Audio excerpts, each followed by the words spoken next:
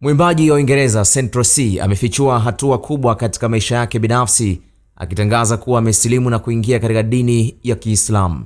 Nyota huyo wa muziki wa UK Drill, ambaye jina lake la kuzaliwa ni Oakley Neil Caesar Sue, alitoa taarifa hizo wakati wa matangazo ya moja kwa moja kwenye YouTube, jambo ambalo liliwashangaza wengi, hususan mashabiki wake.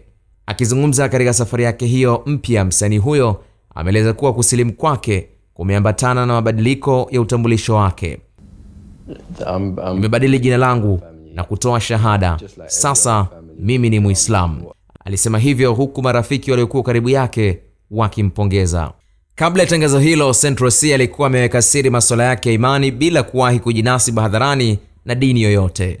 Kusilimu kwake kunawapa mashabiki fursa adimu ya kuona maisha binafsi ya rapa huyo. Central C alizaliwa mnamo Juni 4, 1998 jijini London. Mama yake ni Mwingereza na baba yake ana asili ya Guyana na China.